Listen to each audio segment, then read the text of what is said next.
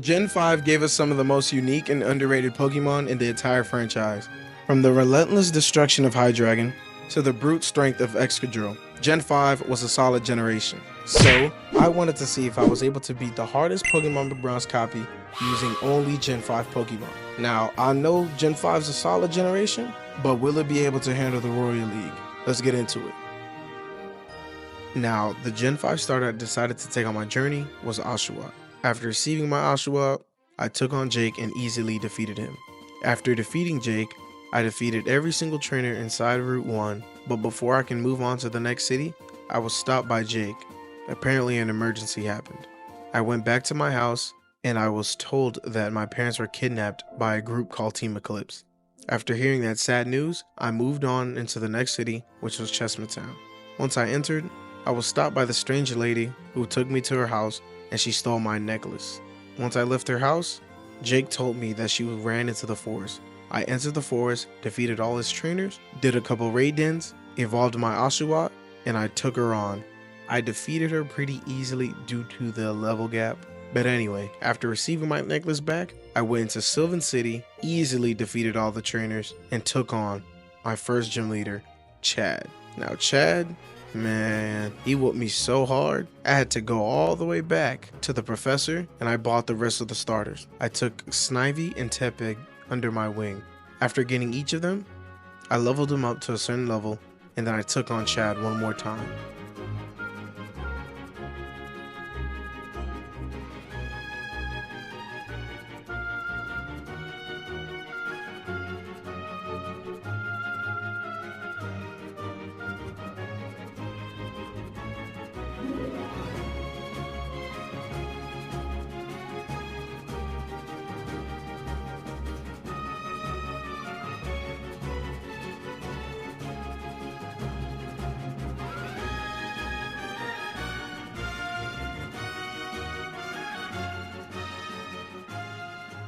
I finally defeated Chad, and it was time to move on to the next route.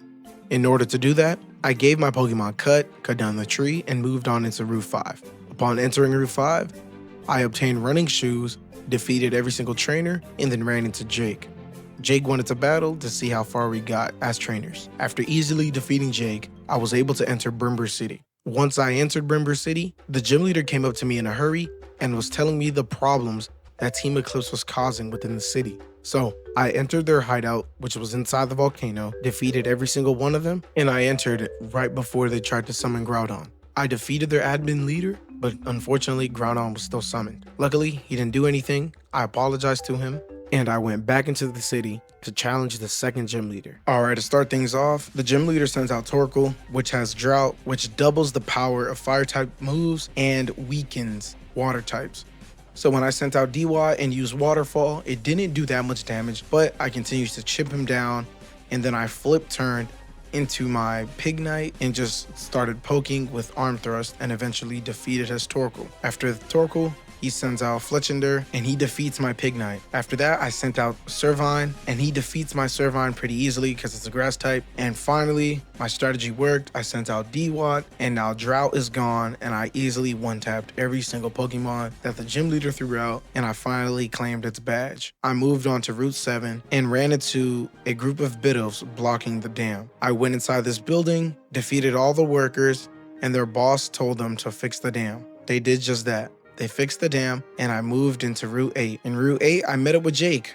We defeated every single trainer and finally made it to the third city, Rose Cove City. Upon entering, we were stopped by Team Eclipse. They planned on reviving Kyogre to submit the world in water. I confront Team Eclipse, defeat them, but unfortunately Kyogre was still summoned. Luckily, Kyogre only sent Team Eclipse off, and we apologized to Kyogre. After saving the city, it was time to take on the third gym leader. The third gym leader wasn't really much of a problem to me because I had Superior. She was just one-tapping everything that showed up and it was really easy. Anyway, after defeating the third gym leader, I ran into Tess and Jake and we had plans to move on to reach the next city called Anthean City. But before I could start on my journey, it was time to me to start focusing on my main team. So I went inside the Haunted Mansion, caught a Litwick, and I made my way to Route 10. I ran into Absol, defeated hella trainers, called a Dilber, and I finally met up with Tess and Jake and made it to Anthean City. Once I made it there, I went into the shopping district and spoke with Gerald. He was talking about how Team Eclipse entered Anthean City and was planning something huge. Anyway, after listening to Gerald, I took on the 4th gym leader of Anthean City.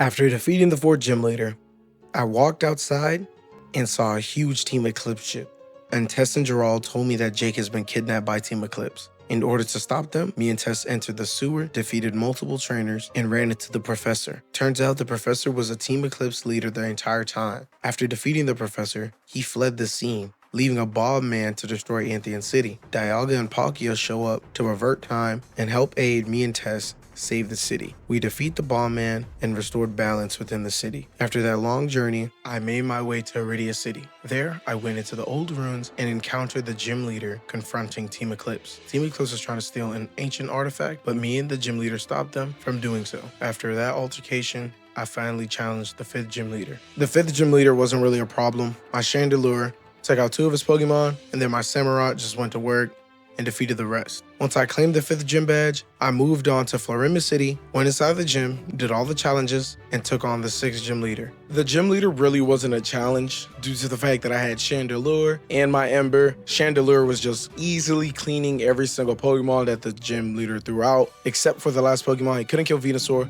so my Ember came in and defeated it pretty easily.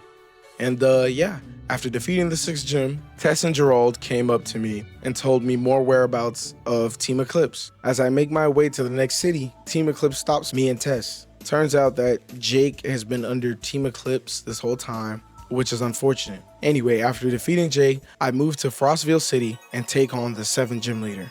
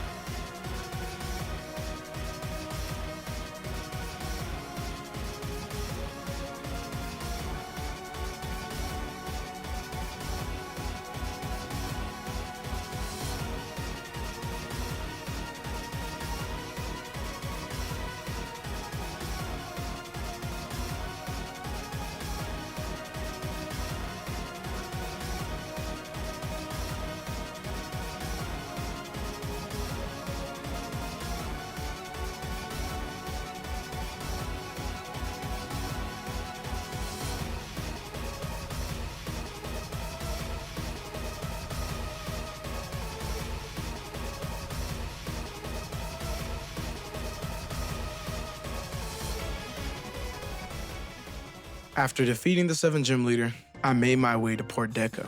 There, I meet up with the champion of the Warrior League and Tess. They give me the TM Surf, which allows me to further increase my team. I go back to Route 7, enter the cave, and I catch a dino. After that, I get a Ferrothorn from the Safari area. Once I improve my team, I made my way to Crescent Island. There, I encounter a suspicious Team Eclipse member, follow him, and infiltrate his base. Turns out that my parents and Tess are being held captive inside this base. I defeat Jake while the professor's on the run. Jake tells me that Professor will be in Route 18 inside a cave to unleash Hoopa. Just as I enter the cave, they commence with their plan. I defeat the professor, but he doesn't care. Hoopa is summoned, but nobody can control his power. Hoopa summons a huge portal, Team Eclipse enters, and unfortunately Jake gets sucked into it. I defeat Hoopa, and I can finally take on the 8th gym leader.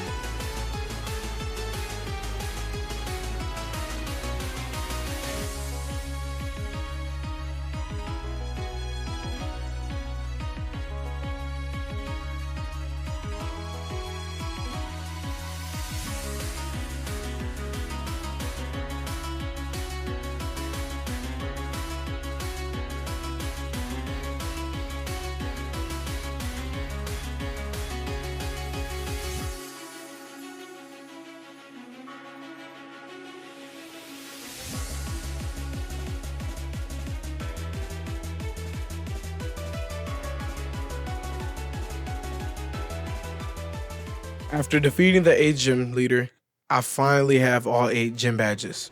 After collecting them all, I made my way to the Elite 4, defeated them each one by one, and then I took on the champion.